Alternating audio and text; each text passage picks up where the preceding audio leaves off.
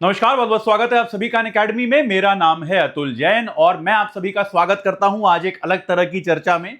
इस चर्चा में हम क्या करने वाले हैं, सीडीएस का जो पेपर अभी हाल ही में हुआ है, उस सीडीएस के पेपर में इकोनॉमिक्स के जो सवाल आए हैं या फिर इंडियन इकोनॉमी के, क्योंकि इकोनॉमिक्स के क्वेश्चन उसमें नहीं आते, उसमें जो सवाल आते हैं वो इंडियन इकोनॉमी के आते हैं। तो इंडियन इकोनॉमी के जो हमारे सवाल आए हैं उनके बारे में हम यहां पर चर्चा करेंगे।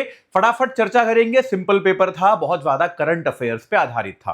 पेपर को अगर आप देखेंगे तो आपको जानकारी मिलेगी कि ये मेजरली जो भारत सरकार की योजनाएं हैं, जो करंट अफेयर्स है, जो डेटा है, उस पर आधारित पेपर था। बहुत ही सरल पेपर था। इकोनॉमी के सेक्शन को मैं सरल मानूंगा इसमें, क्योंकि अगर आपने अखबार पढ़ा है रेगुलरली तो आप अगर आपको सरकारी योजनाओं की जानकारी है, बेसिक अगर आपको नॉलेज है इन चीजों की, तो आप इस पेपर को आसानी से कर सकते थे। तो जल्दी जल्दी एकदम आगे बढ़ेंगे, क्योंकि बहुत जहां पे कुछ भी कॉन्सेप्चुअल आएगा आपको समझाता चलूंगा। चलिए साहब, सबसे पहला सवाल, पर्यावरणीय रूप से संधारणीय और जलवायु अनुकूल परियोजनाओं में निवेश के लिए प्रोसीड्स यानी कि आगम सृजित करने वाले वित्तीय लिखत क्या कहलाते हैं। एक बड़ी चुनौती भैया इकोनॉमिक्स में ये होती है कि हिंदी में क्वेश्चन ही समझ में नहीं आते, पता नहीं क्या लिखते हैं। तो चाहे यूपीएससी का पेपर दे रहे हो, चाहे सीडीएस का, हमेशा अंग्रेजी ट्रांसलेशन भी पढ़ लो, ज्यादा काम आएगा। The financial instrument that generate proceeds for investment in environmentally sustainable and climate suitable projects are called as green. आपका बहुत ही क्लियर है, ग्रीन बॉन्ड। ग्रीन बॉन्ड क्या होता है कि आपका ऐसा कोई भी प्रोजेक्ट जो पर्यावरण के लिए अच्छा है, जो एनवायरनमेंट के लिए अच्छा है, अगर उसमें उसके लिए अगर आप कहीं से फंड जनरेट करना चाहते हैं तो उसको हम ग्रीन बॉन्ड कहते हैं। ऐसे बॉन्ड्स में अगर आप निवेश करेंगे तो उसका जो भी प्रोसीड है, जो भी पैसा उसमें इकट्ठा हो रहा है, वो सारा का सारा पैसा कहां जाएगा? वो सारा का सारा पैसा किसी ऐसे प्रोजेक्ट में जाएगा जो पर्यावरण के लिए उपयुक्त है, उचित है। ठीक है, पहला सवाल बहुत ही आसान सिंपल सा है, ए इसका सही आंसर हो गया। चलिए आगे चलते हैं। भारत की संघ सरकार के 2025-26 के बजट में राजस्व व्यय, रेवेन्यू एक्सपेंडिचर की यहां पर बात करी गई है, ना कि कैपिटल की, याद रखिएगा। राजस्व व्यय के प्रमुख भाग निम्नलिखित मदों में से किसका है? तो यार देखो, जब भी सरकार के खर्चों पे सवाल आए, सबसे बड़ा खर्चा आमतौर पे जो ब्याज का पेमेंट होता है, जो हमने पहले, हमारे ऊपर पब्लिक डेट इतना ज्यादा है कि उसके ब्याज का भुगतान एक बहुत बड़ा खर्चा होता है। तो पेंशन, आपका सड़क परिवहन तो वैसे भी आपका कैपिटल एक्सपेंडिचर हो गया, तो ये तो आपका पूंजीगत व्यय हो गया, तो वैसे ही डिस्क्वालीफाई हो गया। रक्षा सेवाएं और आपका पेंशन 4%, 8%, ब्याज अदायगी पे करीब करीब 20% के आसपास व्यय होता है। तो ये आपको जनरली एज अ कॉन्सेप्ट भी पता होना चाहिए। तो बी आपका सही जवाब हो गया, इंटरेस्ट का पेमेंट। अगला सवाल, भारत न्यूजीलैंड ने दिसंबर 2025 में फ्री ट्रेड एग्रीमेंट किया था, क्या क्या क्षेत्र में सहमति है? आयुष बिल्कुल सही बात है, आपका ऑडियो विजुअल टूरिज्म बिल्कुल सही बात है, ट्रेडिशनल नॉलेज यस, और हॉर्टिकल्चर हां। चारों पे बनी थी, चारों का हाँ ए है ना, देखिए चारों का विकल्प ए है, 1, 2, 3 और 4, क्योंकि चारों क्षेत्रों पर सहमति बनी थी कि इन चारों पे दोनों देश आपस में सहयोग और सहमति को बढ़ाएंगे। सिंपल सीधा सवाल, कोई खास चिंता की बात नहीं। अगला सवाल, निम्नलिखित में से कौन सी स्कीम कृषि क्षेत्र के विकास के लिए नहीं है? किसान मानधन योजना, देखो कॉमन सेंस से ये तो हो ही नहीं सकती, नाम में ही किसान आ रहा है। आपका मॉडिफाइड इंटरेस्ट सबवेंशन, संशोधित ब्याज छूट, इसमें किसानों को ब्याज दर कम करके दी जाती है, तो ए गलत, बी गलत। प्रधानमंत्री स्वनिधि योजना, स्वनिधि योजना जो है ये किन लोगों के लिए है? ये आपके छोटे व्यवसायियों के लिए है। तो आपकी प्रधानमंत्री स्वनिधि योजना जो है ये आपकी किसानों के लिए नहीं है। तो आपका तीसरा सी जो है इसमें सही जवाब हो गया। खाद्य सुरक्षा पोषण मिशन, ये भी किसानों के लिए है, तो आपका सी इसमें सही जवाब हो गया। सुजलम भारत, ये आप लोगों को पढ़ाया था मैंने। सुजलम भारत क्या है? जो ग्रामीण क्षेत्र में, सुजलम भारत ऐप है, ये एक ऐप लाई गई थी। ये ऐप क्या थी? जो ग्रामीण क्षेत्रों में पेयजल को लेकर, जो एक जल आपकी जो ये क्या नाम है, जल शक्ति मंत्रालय जो तमाम तरह की योजनाएं चला रहा है, उसकी प्रोग्रेस की ट्रैकिंग, कि भाई वो कहां तक पहुंच रही है, उसका रियल टाइम स्टेटस क्या है, उसकी ट्रैकिंग के लिए सुजलम ऐप लाई गई थी। ठीक है, आज देखते हैं क्या दिया गया है। दिसंबर 2025 में शुरू किए गए सुजलम भारत ऐप के क्या उद्देश्य हैं? किसानों को उपलब्ध कराई जा रही, सिंचाई का नहीं है, नदी जल की सफाई नहीं, एनसीटी दिल्ली में पेयजल की आपूर्ति नहीं, ग्रामीण पेयजल प्रशासन का रूपांतरण। डी सही जवाब है कि गांव में जो पेयजल प्रशासन आपका हो रहा है उसको सही करना, उसको सटीक करना, उसको सुधारना। ठीक है जी, तो यह आपका डी सही उत्तर हो गया। प्रधानमंत्री फसल बीमा योजना के बारे में निम्नलिखित पर विचार कीजिए। यह अनिरोधक, माफ कीजिएगा, अग्नि नहीं, माफ कीजिएगा, अनिरोधक यानी कि नॉन प्रिवेंटेबल प्राकृतिक जोखिमों के कारण किसानों को होने वाले फसल के नुकसान के लिए जोखिम बीमा प्रदान करता है। बिल्कुल सही है, यही पर्पस है भाई फसल बीमा योजना का, यही तो पर्पस है कि अगर किसी जोखिम के कारण, किसी समस्या के कारण अगर फसल खराब हो गई तो उसका बीमा प्रदान करेगा। पहला सही है। एलिमिनेशन कर सकते हैं क्या? आइए ट्राई करते। ये कैंसिल हुआ, बस चलिए कोई बात नहीं। फसल बीमा योजना बीमाकृत व्यक्ति की मृत्यु के मामले में 2 लाख की जोखिम सुरक्षा प्रदान करता है। बीमाकृत व्यक्ति तो कोई है ही नहीं ना यार, बीमाकृत तो फसल है। देखिए प्रधानमंत्री फसल बीमा योजना में व्यक्ति का तो बीमा हो ही नहीं रहा ना, आप बात समझ रहे हैं कि नहीं? उस फसल का बीमा है, तो उस फसल को अगर नुकसान पहुंचा तो जिसकी वो फसल थी उसको पैसा मिलेगा। तो बीमाकृत व्यक्ति में, इसमें जीवन बीमा का कोई पॉलिसी नहीं है। तो दूसरा हमारा इसमें हो गया गलत। तो दूसरा गलत होते ही हमारा कुछ और कैंसिल हुआ क्या? नहीं, कोई फायदा नहीं, फालतू में चेक किया। देखो दूसरा चेक करने की जरूरत ही नहीं थी। कृषि में ऋण के प्रवाह को सुनिश्चित करता है, यह बात सही है कि कृषि में ये इसका जो पर्पस था उसमें भी लिखा हुआ है। देखिए अगर आपकी फसल का बीमा है, देखो क्या होता है, कोई भी व्यक्ति किसी को ऋण क्यों नहीं देता? अगर आप मेरे पास कर्जा मांगने आए, मैं आपको क्यों नहीं दूंगा? मैं आपको इसलिए नहीं दूंगा कि मुझे डर होगा कि आप चुकाओगे नहीं, और तो कोई रीजन नहीं है। लेकिन अगर फसल का बीमा है तो मुझे पता है कि अगर कल को फसल फेल भी हो गए तो आप बीमा प्रदान करोगे, बीमा से आप मुझे मेरा ऋण चुका दोगे। ये बात क्लियर है कि नहीं? तो अगर बीमा होता है तो ऋण देने की प्रवृत्ति बढ़ती है, सरल ऋण जो है आसानी से मिलता है। तीसरा सही हो गया, 1 और 3 सही हो गए, चौथा चेक करने की जरूरत ही नहीं है। देखो 1 और 3 ऑटोमेटिकली सही हो गए क्योंकि 2 ही विकल्प सही होने, 1 और 3 सही है। बीमाकृत व्यक्ति की पूर्ण निशक्तता के लिए 2 लाख, ये तो गलत है ही है, क्योंकि व्यक्ति की मृत्यु, व्यक्ति का अशक्त हो जाना, इन पर कोई बीमा इसमें नहीं है, केवल फसल का बीमा है। तो सी सही जवाब हो गया, 1 और 3।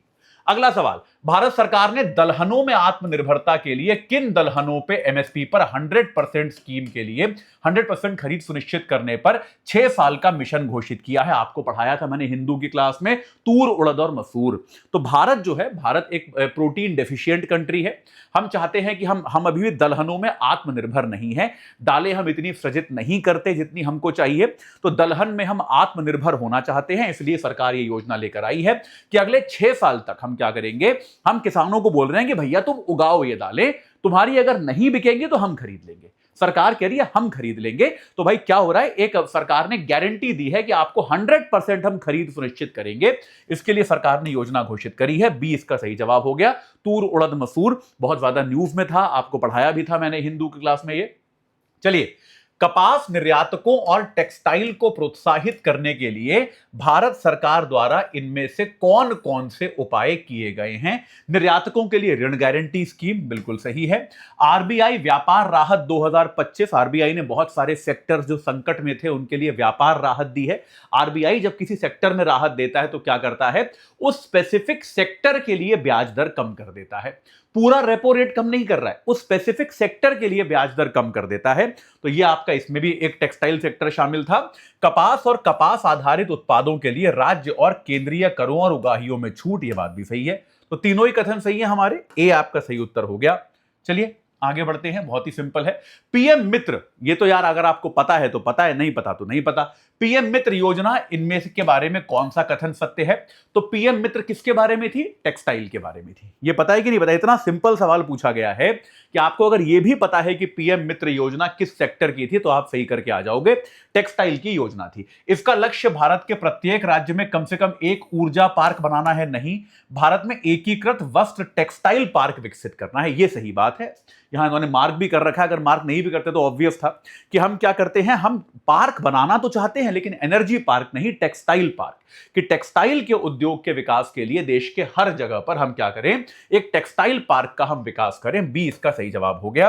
रोजगार पार्क नहीं, कृषि पार्क नहीं। तो अगर आपको, देखिए ये सबसे आसान सवाल था, अगर आपने पीएम मित्र, आपको यह भी पता है कि इसमें टी जो है वो टेक्सटाइल है, तो आप इसको सही करके आ जाओगे। सरकारी योजनाएं, इसीलिए हम बार बार कहते हैं, आप अगर सीडीएस जैसा एग्जाम दे रहे हो तो सरकारी योजनाएं और करंट अफेयर्स, ये सब कुछ है। अगर आपने सब कुछ इसमें कर लिया, करंट अफेयर्स कर लिया, सरकारी योजनाएं पढ़ ली, तो आप मान के चलो कि सब कुछ आपका हो जाएगा। निम्नलिखित में से कौन सा क्षेत्र भारत में सनराइज सेक्टर्स की सूची में आता है? कौन सा क्षेत्र जो है वो हमारे यहां सनराइज सेक्टर्स में है? सनराइज मतलब जो अभी पूरी तरह से विकसित हुए नहीं है पर बहुत पोटेंशियल है। ठीक है, बहुत पोटेंशियल उनमें विकास का है। विनिर्माण क्षेत्र, ये सनराइज नहीं है ना, ये तो पुराना क्षेत्र है। देखो इसका क्लू ये होता है कि सनराइज सेक्टर वो होता है जिसमें कुछ अभी बहुत ज्यादा विकास हुआ ना हो। विनिर्माण कोई सनराइज सेक्टर थोड़ा ना होगा यार, ठीक है। इसमें दो जैसे ऐसी गलत है, एक विनिर्माण हो गया और एक सेवा हो गया। यार अब सेवा क्षेत्र सनराइज हो सकता है, लेकिन यार सेवा में तो बहुत तरह की सेवाएं हैं ना। अब आईटी सेक्टर हमारे यहां सनराइज नहीं है, आईटी तो कब से है। सेवा के अंदर आप ये कह सकते हो कि एआई सनराइज है, लेकिन आईटी सेक्टर थोड़ा ना सनराइज है। तो पूरा पूरा सेवा क्षेत्र एक खराब विकल्प हो गया, ये गलत हो गया। तो बचा खाद्य प्रसंस्करण और टेक्सटाइल।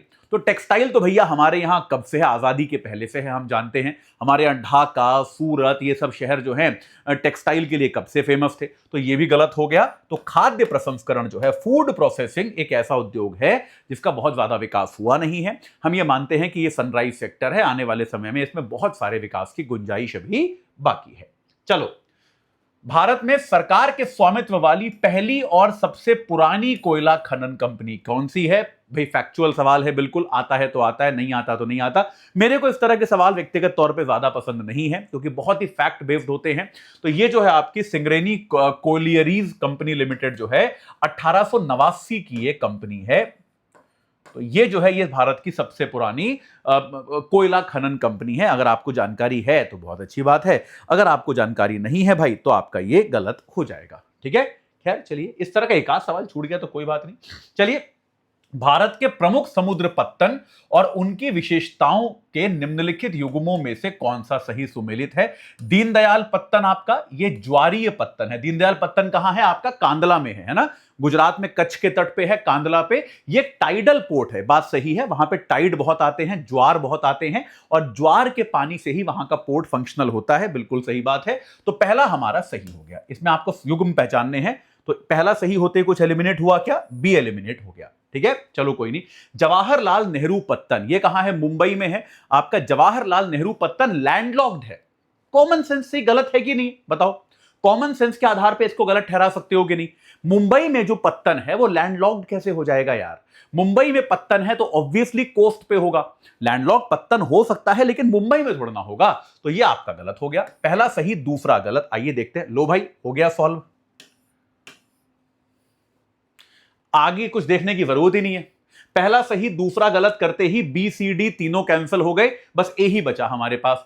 तो सीडीएस के पेपर में कृपया भगवान के लिए एलिमिनेशन का प्रयोग करें।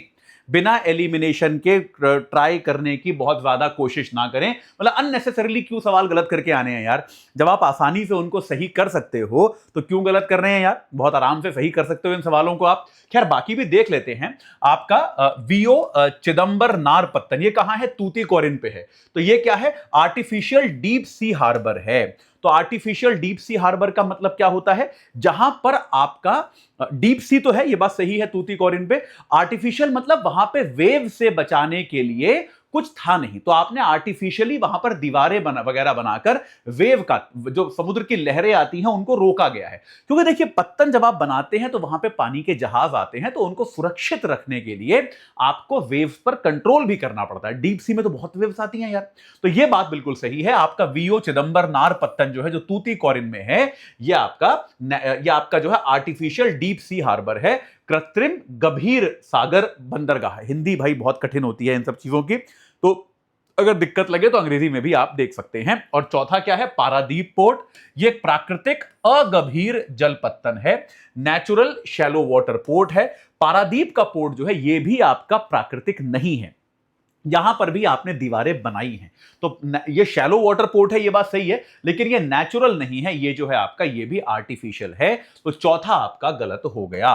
तो पहला सही है, तीसरा सही है, वो हम एलिमिनेशन से ही निकाल चुके थे, लेकिन तब भी बताना जरूरी है। लेकिन अदरवाइज आप देख सकते हैं एलिमिनेशन के माध्यम से अगर हमें पहला और दूसरा पता है तो बाकी देखने की भी जरूरत नहीं है, उसके आधार पर ही हम सही कर सकते हैं, ठीक है। चलो, भारत के सेतुओं के बारे में निम्नलिखित में से कौन सा कथन सही नहीं है? देखिए ये नहीं वाले सवाल बड़े ट्रिकी होते हैं। बहुत बड़ी संख्या में बच्चे इन सवालों को गलत करके आ जाते हैं, क्योंकि उनको लगता है कि सही है, जो पहला कथन सही लगा उसको टिक किया और आगे बढ़ गए। जल्दबाजी में ज्यादा रहते हैं ना बच्चे, तो ये नहीं करना है, ध्यान से क्वेश्चन पढ़ना है। कौन सा कथन सही नहीं है ये पूछा गया है। तो आइए, अटल सेतु भाई आपके हमारे मुंबई में ही है ये। मुंबई ट्रांस हार्बर लिंक जो है वो भारत का सबसे लंबा दीर्घ समुद्री सेतु है। बिल्कुल सही बात है। अटल सेतु तो बहुत न्यूज में रहा था यार, इतना शोर मचा था अटल सेतु को लेकर, इतना प्रचलित हुआ था। ये देश का सबसे लंबा ये सी आपका ब्रिज है, बात सही है। चिनाब सेतु दुनिया का सबसे ऊंचा रेलवे आर्च सेतु है। मेहराब सेतु है, बात सही है। दो पर्वत है, आपने फोटोज देखे होंगे, उनके बीच में यहां पर चिनाब सेतु बना है ऐसे आर्च के ऊपर, है ना। ये फोटोज याद है, बने थे दो पर्वतों के ऊपर। तो पहला भी सही है, दूसरा भी सही है। भूपेन हजारिका सेतु लोहित नदी पे है, ये बात भी सही है। नया पंबन सेतु आर्च सेतु है, ये आर्च नहीं है। याद है पंबन सेतु में क्या होता है कि आपका एक पार्ट जो है सेतु का वो ऊपर उठ जाता है और तब उसके नीचे से शिप्स निकलते हैं। याद है पंबन सेतु बड़ा न्यूज में था, हिंदू में आपको ड्राइंग बना बना के पढ़ाया था। तो आर्च सेतु नहीं है, ये नॉर्मल आपका सेतु है, उसका एक हिस्सा ऊपर उठ जाता है, ये आर्च नहीं है। तो आपका ये डी इसमें गलत है और गलत ही पूछा गया है कि कौन सा सही नहीं है, तो डी इसका सही जवाब हो गया। चलिए आगे बढ़ते हैं। वैज्ञानिक और औद्योगिक अनुसंधान परिषद मतलब सीएसआईआर द्वारा प्रारंभ की गई स्मार्ट गांव परियोजना के बारे में निम्नलिखित कथनों में से कौन सा सही है, सही पूछा गया है। यह एक अग्रगामी क्या होता है, पायलट। अच्छा, अग्रगामी मतलब पायलट प्रोजेक्ट जिसकी अभी टेस्टिंग की जा रही है, बिल्कुल सही बात है। एक पायलट परियोजना है जो एकीकृत ग्राम विकास पर केंद्रित है, पूरे गांव का एक साथ विकास किया जाए, बिल्कुल सही बात है, इसमें तो कोई डाउट है ही नहीं, पहला सही है। इस परियोजना का विशिष्ट पहलू, देखिए ये बड़ा इंटरेस्टिंग सवाल है और ये मैं दावे के साथ कह सकता हूं ज्यादातर लोगों का गलत होगा। हमारे जितने ज्यादातर बच्चे हैं ज्यादातर इसको गलत करके आए होंगे, उसका रीजन मैं आपको बताता हूं। इसमें लिखा है इसका विशिष्ट पहलू यह है कि सीएसआईआर स्वदेशी प्रौद्योगिकियों के माध्यम से गांव की दशा में सुधार लाने के लिए भूमि से प्रयोगशाला यानी कि लैंड टू लैब के मार्गदर्शी सिद्धांत का अनुसरण कर रहा है। बेटा ये गलत है। देखिए दो सिद्धांत होते हैं, एक होता है लैंड टू लैब यानी कि जमीन पर आपको जो प्रॉब्लम दिखी आप उसको लैब में लेकर गए और आपने उसका समाधान ढूंढा, ये होती है आपकी लैंड टू लैब। लेकिन ये वाला जो आपका प्रोजेक्ट है स्मार्ट गांव, आपका स्मार्ट विलेज जो प्रोजेक्ट है, इसमें लैंड टू लैब नहीं है, इसमें लैब टू लैंड है। बात समझ में आई कि नहीं आई? यानी कि सीएसआईआर ने अपनी लैबोरेटरीज में, अपनी लैब में जो एक्सपेरिमेंट सोचे हैं उन एक्सपेरिमेंट्स को ये क्या कर रहा है, उन प्रयोगों को, उन एक्सपेरिमेंट्स को ये ग्राउंड लेवल पे करके देख रहा है। बात समझ में आ गई या नहीं आई बताओ? ये एकदम सिंपल है। तो इसको लेकर ये बहुत ही मेरे ख्याल से ज्यादातर बच्चों का गलत है ये, क्योंकि इसमें जो है दूसरा कथन गलत है, पहला सही है दूसरा गलत है। ए इसका सही जवाब है। लैंड टू लैब और लैब टू लैंड में क्लासिक फर्क है। लैंड टू लैब जो होगा वहां पे हर जगह की प्रॉब्लम अलग होगी और वो कोई केंद्रीय संस्थान नहीं कर सकता। केंद्रीय संस्थान अगर कर रहा है तो वो पहले एक्सपेरिमेंट बनाएगा, उस एक्सपेरिमेंट के बाद ही उसको लागू करेगा, तो वो लैब टू लैंड ही कर पाएगा। ये बात समझ में आ गई कि नहीं आ गई? तो एकदम स्ट्रेट जो है इसका उत्तर है, याद रखिए पहला सही है दूसरा इसमें गलत है। चलिए आगे चलते हैं। सांसद आदर्श ग्राम योजना के बारे में कौन से कथन सही हैं? संसदीय कार्य मंत्रालय के अधीन है, गलत है। नहीं, ये ग्रामीण विकास मंत्रालय के अधीन आता है। रूरल डेवलपमेंट, आदर्श ग्राम जो है ये ग्रामीण विकास मंत्रालय के अंतर्गत आता है। देखिए सरकारी योजनाओं का जो आपको मैंने नोट्स बनाने का तरीका भी बताया था कि योजना का नाम लिखिए, किस साल शुरू हुई ये लिखिए, कौन कौन से वर्गों को प्रभावित करेगी ये लिखिए, और कौन सा मंत्रालय चला रहा है ये लिखिए। तो मंत्रालय का अगर आपने नोट्स बनाया होगा तो आपका ये सही हो जाएगा। ग्रामीण विकास मंत्रालय की योजना है, पहला गलत हो गया।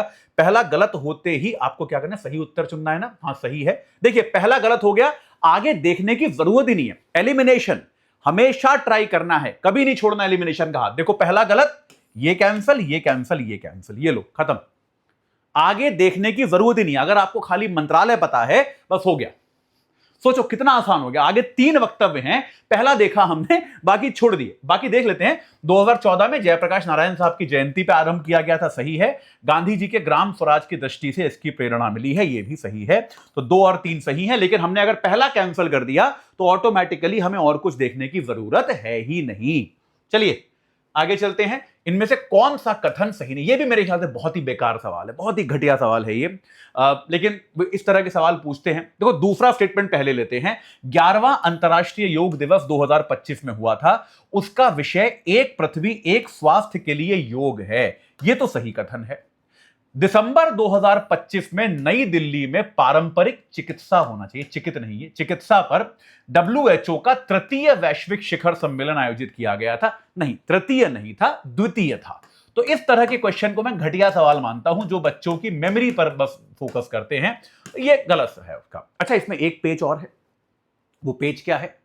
वो पेज ये है, ये देखिए, ये है क्रिटिकल पॉइंट कि कौन सा कथन सही नहीं है। यहां पर भी कौन सा कथन सही नहीं है आपसे यह पूछा गया है, तो आपका उत्तर हो गया ए, केवल एक। ठीक है, बात समझ में आ गई। सिंपल सवाल है, लेकिन बहुत अच्छी क्वालिटी का सवाल, मैं इसको नहीं मानता। ठीक है, इनमें से कौन सा शिशु मृत्यु दर यानी कि इन्फेंट मोर्टेलिटी रेट को सही दृष्टि से परिभाषित करता है? IMR होता क्या है कि 1000 जो जीवित बच्चे पैदा होते हैं, उनमें से 1 साल की आयु में कितने बच्चे मर जाते हैं, यह आपका IMR होता है। ये देखते हैं कहां लिखा हुआ है। किसी स्त्री के उसके पूरे जीवन काल में पैदा हुए शिशुओं की औसत संख्या है। नहीं, ये तो फर्टिलिटी रेट है। IMR 1 वर्ष में 1 वर्ष की आयु पूरी करने से पूर्व हुई प्रति 1000 शिशु मृत्यु पर। नहीं नहीं नहीं नहीं, ये तो गलत है। पर पैदा हुए शिशुओं की यानी कि मृत्यु से ज्यादा, ये गलत हो गया। IMR 1 वर्ष में प्रति 1000 जीवित शिशु जन्म पर 1 वर्ष से कम की आयु के शिशुओं की मृत्युओं की संख्या होती है। यह सही है कि एक साल में जो 1000 जिंदा बच्चे पैदा हुए, उनमें से कितने साल भर के होने के पहले मर जाते हैं, यह इन्फेंट मोर्टेलिटी रेट होती है। सी सही है। प्रतिवर्ष 1 वर्ष से कम आयु के शिशुओं की मृत्युओं की संख्या तो हो ही नहीं सकती, दर की बात कर रहे हैं, रेशो की बात कर रहे हैं, तो खाली आपका सी सही है। सी ही इसका सही जवाब है। चलिए आगे बढ़ते हैं। हाँ जी, इन स्कीमों के बारे में बात करें। ग्रामीण युवाओं का कौशल प्रशिक्षण जो है, ये क्या है? ये एक कार्यक्रम है जिसका उद्देश्य कृषि के विभिन्न विषयक क्षेत्रों में ग्रामीण युवाओं के कौशल में सुधार करना है। यह आपका सही जवाब है। दीनदयाल अंत्योदय योजना जो है आपका, ये राष्ट्रीय ग्रामीण आजीविका मिशन स्वयं सहायता समूह की महिलाओं के लिए आय उत्पन्न करने के अवसरों के सृजन पर केंद्रित है। यह बात भी सही है। स्टार्टअप ग्राम उद्यमिता कार्यक्रम का उद्देश्य स्वयं सहायता समूहों से जुड़ी महिलाओं को छोड़कर अन्य सभी महिलाओं को प्रोत्साहित, नहीं, उनको क्यों छोड़ेंगे, उनको भी शामिल करेंगे ना भाई। जो SHG से जुड़ी महिलाएं हैं, वो तो सबसे गरीब महिलाएं होती हैं आमतौर पे, उनको क्यों छोड़ेंगे यार? इसका तो कोई सेंस ही नहीं बन रहा, कोई लॉजिक ही नहीं है तीसरे वाली बात का। तो भाई SHG जो है वो भी तो आपके स्टार्टअप्स को एनकरेज कर सकता है ना, गांव के अंदर को, तो उसको हम क्यों छोड़ेंगे? उसको छोड़ने का कोई खास सेंस बनता नहीं। तीसरा हमारा गलत हो गया। 1 2 सही है, 3 गलत है। हाँ, बी इसमें हमारा सही हो गया है ना। तो ये मतलब लॉजिकल, आप देखिए लॉजिक से भी आप इसको कर सकते थे कि इसका कोई खास सेंस। ये सवाल हिंदी में है ही नहीं, कोई बात नहीं, चलिए खाली अंग्रेजी देख लेते हैं। मल्टी डिमेंशनल पॉवर्टी इंडेक्स, बहुआयामी गरीबी सूचकांक क्या होता है? ये आप क्या करते हो, दिखाई दिया इन्होंने कि देखो आमतौर पे गरीबी को हम अक्सर केवल आय के आधार पे नापते हैं कि भैया इनकम कितनी है। बहुआयामी गरीबी सूचकांक में क्या होता है, हम उसे आय के आधार पे भी नापते हैं और अन्य चीजों के आधार पे भी नापते हैं। फिर देखते हैं कि ओवरलैप कितना, यानी कि मान लो एक आदमी मैं हूं, एक आदमी आप हो। मैं आय के आधार पे गरीब हूं और आप, ऐसा बुरा मत मानना, एग्जाम्पल के लिए कह रहा हूं, आप 2-3 तरह से और गरीब हो। आपके घर पे मान लो छत नहीं है, आपके पास जो है शिक्षा का एक्सेस नहीं है, तो हमारी गरीबी कितनी इंटेंस है, कितनी गंभीर है, वो ओवरलैपिंग से देखा जाता है कि कौन आदमी केवल एक चीज में गरीब है, कौन आदमी 5 चीजों में गरीब है। उन दोनों में फर्क किया जाता है। बात समझ में आई कि नहीं आई? तो measuring each person overlapping deprivation, ये बात सही है। Across the indicators in health, education and standard of living dimension, बिल्कुल सही है, पहला ही सही है। आगे भी देख लेते हैं। Measuring each person separate efficiencies across indicators in wealth, income and standard of living dimension, नहीं, अलग अलग नापने का कोई मतलब नहीं है। हम ऐसी कोई सूची जारी नहीं करते कि ये आदमी इस क्षेत्र में गरीब है, ये इस क्षेत्र में गरीब है, ओवरलैपिंग के आधार पर ही सूची जारी करते हैं, तो ये गलत हो गया। Measuring each person poverty on the indicators of health, happiness, नहीं, हैप्पीनेस नहीं होता। यही 3 इंडिकेटर हैं, शिक्षा, आपका स्वास्थ्य, शिक्षा और जीवन स्तर, ठीक है, तो ये गलत हो गया। Measuring inequality and deprivation in respect to wealth, income, नहीं, इन वेल्थ इनकम नहीं, आपका health, education and standard of living होता है, तो डी भी आपका गलत हो गया। ए इसमें सही उत्तर है। ठीक है जी, चलो आखिरी सवाल है मेरे ख्याल से इसका ये। चलिए आखिरी प्रश्न है इस पेपर का। जेंडर इनइक्वालिटी इंडेक्स के बारे में, आपका लैंगिक असमानता क्या बोलते हैं इंडेक्स को, सूचकांक के बारे में बताइए इसमें क्या क्या सही है। ये gender based disadvantages in work participation, property and income dimension, इनके बारे में बात करता है? नहीं। ये किस किस के बारे में बात करता है? ये दूसरे वाले के बारे में बात करता है, रिप्रोडक्टिव हेल्थ। ये यार आपको जब मैं एचडीआई पढ़ाता हूं तो एचडीआई आप लोगों ने अगर मेरे इकोनॉमिक्स के यूट्यूब पे लेक्चर्स देखे हैं वहां आपको मिल जाएगा। ये क्लासिक इकोनॉमिक्स का थ्योरी है, आपको मैंने बताई है कि भाई आपका जीआईआई जो है, जीआईआई क्या करता है? आपका रिप्रोडक्टिव हेल्थ, प्रजनन स्वास्थ्य जो होता है, एम्पावरमेंट, सशक्तिकरण, यानी कि सांसद कितनी है, ग्रेजुएट कितनी है, एंड लेबर मार्केट डिमेंशन, श्रम बल में भागीदारी कितनी है, इस पे नापता है। तो पहला गलत हो गया, दूसरा सही हो गया। इसके आधार पर कुछ कर सकते हैं क्या? पहला गलत, इसको क्या पूछा गया है? करेक्ट पूछा गया, कभी इनकरेक्ट पूछा हो तो पहला गलत है तो ये कैंसिल हो गया और ये कैंसिल हो गया। दूसरा सही है तो खाली सी बचा। देखो एलिमिनेशन, तीसरा देखने की जरूरत नहीं है, पर चलो अब भी देख लेते हैं। Value of GII ranges from 0 to 1, GII of 0 indicating women and men faring equally in all dimension. सही बात है। इनइक्वालिटी इंडेक्स है, अगर 0 है तो मतलब आदमी और औरत हर चीज में बराबर हैं, अगर 1 है तो मतलब भयंकर इनइक्वालिटी, हर चीज में इनइक्वल है। तो 0 और 1 के बीच में कहीं पर यह होता है, तो आपका तीसरा कथन भी सही है। क्या हो गया ऐसे? हाँ, आपका तीसरा कथन भी जो है सही है, तो 2 और 3 आपके सही उत्तर हो गए। चलिए भाई, तो ये था आपका सीडीएस के पेपर के इकोनॉमिक्स के सेक्शन का एनालिसिस। जैसा कि आप देख सकते हो, पेपर जो है 2-3 क्वेश्चंस बहुत ही बेकार थे, बाकी क्वेश्चंस मैं मानता हूं कि कितने सवाल हैं टोटल इसमें, 22 स्लाइड्स हैं तो 21 सवाल हैं। 21 में से मेरे ख्याल से 2-3 सवाल ऐसे हैं जिसमें दूसरा योग सबमिट, वो चिकित्सा सबमिट था कि नहीं, है ना, वो 1-2 सवाल बहुत ही घटिया सवाल हैं, बाकी लेकिन तब भी 17-18 सवाल ऐसे हैं जो आसानी से किए जा सकते हैं। आप सभी इस बात को समझेंगे अगर हम इसमें इंपॉर्टेंस देखें तो करंट अफेयर्स और सरकारी योजनाएं, ये 2 की एरियाज हैं जिन पर आपको फोकस करना पड़ेगा। तो अगर इन पर आप फोकस करते तो मेरे ख्याल से हर बच्चा इसमें कम से कम 16-17 सवाल सही करके आता, which is a good score, जो कि बहुत अच्छा स्कोर है इस तरह के पेपर में। अगर आपके इकोनॉमिक्स में 21 में से 16 सवाल सही हो गए तो it's a very good score. तो आप जो है आराम से, मैं अब भी मानता हूं जिन बच्चों ने मेरे साथ अच्छे से पढ़ाई करी है वो इस पेपर में 15 सवाल कम से कम सही करके आए होंगे 21 में से, जो कि एक अच्छा स्कोर है। आपका इसमें कोई डाउट है, कोई प्रश्न है तो आप कमेंट सेक्शन में मेरे से पूछ सकते हैं। कुछ और आपको आगे एनालिसिस चाहिए तो आप बता सकते हैं, हम लोग आपके साथ वो एनालिसिस जरूर शेयर करेंगे। ठीक है, चलिए, तो अभी के लिए इतना ही। इस चर्चा से जुड़ने के लिए आप सभी का बहुत बहुत धन्यवाद।